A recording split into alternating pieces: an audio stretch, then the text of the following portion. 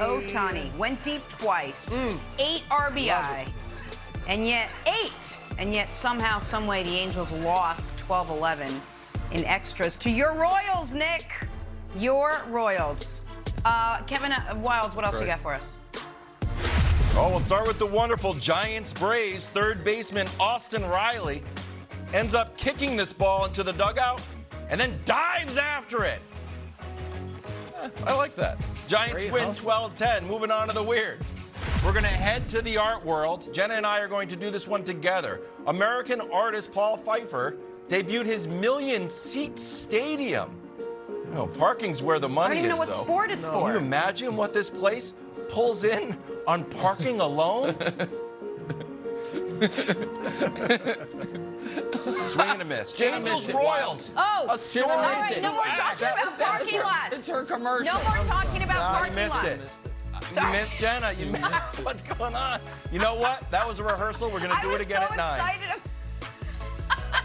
It's all right. We're back. Worst. First, nope, the guy gets the home run, gives the ball to the kid, and then check this out. The kid gets the ball and gives it back to the guy. This is just the most wonderful story ever. Like Jenna said, the Royals end up winning. That's weird and wonderful from the national pastime. We're going to try that again. You know what? We're working it out. We're workshopping Listen, no, I want to just tell. There's LeBron. Dang it. I'm sorry that I messed that up for you, Kevin Wilds. You had a great plan, and as usual. All right, tier time. We got to move on. The Golden State Warriors, they are your champs. They're also the last team to repeat as champs. They did it in 2017. They did it in 2018. Can they do it again? Can they make another run? Well, Nick's got the roadmap. He's got tiers. Show and tell. Nick, what do you got? All right, let's get right to it. We will get to the bottom levels, teams that don't deserve their own tier name. Let's just reveal them. The bottom of the barrel, the Oklahoma City Ponzi scheme. At some point, you're going to want to try to win basketball games, but that point ain't coming this year. There's Wild's Frisky Magic, who are on alert. The Pistons, I actually think, could be fun to watch. I like Cade. And it pained me to put the Blazers and the Spurs down here because of the respect I have for Dame and Pop. But both of those teams are play-in at best. Okay, now to the teams that really matter or semi-matter. I guess. Bulls, Jazz, Hawks, Hornets. Bulls and Jazz are both going to be worse next year than they were this year, and this year they weren't good enough to win around. Hawks and Hornets, they'll be fine. But none of these teams have any shot at winning a playoff round. And sorry, Mr. Young, Trey's dad, I know you're a viewer, and I know you're going to tweet at me. Sorry, it's not your son's fault. I like him. Team's not that good. Okay, next group, on the upswing, great young players on this team. I love Zion, really like Brandon Ingram. Love Anthony Edwards. I'm okay with Karl Anthony Towns. Love Mobley, really like Garland, and Scotty Barnes. I know he plays in Canada, but Scotty Barnes is awesome. One of these teams is going to be next year, this year's Grizzlies. The team that got like the little taste of the playoffs and then is a legitimate, I don't want to say contender, but has a chance to win a round or two. Okay. Next is the only tier that has one team. What do you want? And by what do you want, that's multi-level with the Lakers. To the Lakers, what do you want to be? Do you want to be the Lakers and try to win championships? Or do you want to rest on the fact that, we're the Lakers? Because quick little story for you. Once upon a time, the Boston Celtics won 16 titles in 50 years. They have won one title in the last 35 years. Can go quick. Did you know, fun fact, Wilds, I'm 37 years old. The Boston Celtics have as many championships in my lifetime as the Kansas City Royals. You might think that's not accurate. It is accurate. I was born in 1984. That is a warning to the Lakers. It is not a birthright to be great every decade, even though you have been. You still have LeBron. You still have Anthony Davis. Make something happen. The other thing of what do you want to the audience? What do you want from me? You want me to put LeBron further down? That's not happening, guys. All right, next. Championship upside. Need some tweaks, but if everything falls right, you could get to the finals. Brooklyn's got a ton of questions, but the answer to a lot of it is we have Kevin Durant. Yeah, I'm giving it. Well, let's see what they do. Listen, they, as I've always said, Brew, what is the best year for the Nets? Next year, and right now we are talking about next year. The Suns, what are you going to do with Ayton? Is Chris Paul going to be able to maintain? And did you guys just fall apart because of COVID, or was that just an odd leak? Where it's like, no, we weren't bad. We just totally broke all the NBA's COVID rules, and they could have infected the Mavericks, which could have cost the Mavericks the chance against the Warriors. Set that aside. Sixers, Harden, I don't know, but you still have Embiid. The Nuggets, we got to see how healthy your two secondary pieces are, but you still have Jokic. And the Heat, Pat Riley's got something up his trick up his sleeve. They all, if everything falls right, can win the championship. But now, the 6 best teams in basketball. Title contenders, this is self-explanatory. The Celtics, the Grizzlies, the Warriors. They all proved this year that they are obvious title contenders as presently constituted. They don't need to make any change like the teams beneath them might need to in order to potentially win the title. Boston should be better. The Grizzlies, one would hope, would be healthier. And the Warriors literally just won the title.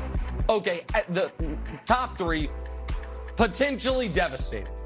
To me, these are far and away the 2 best teams in the Western Conference heading into next year.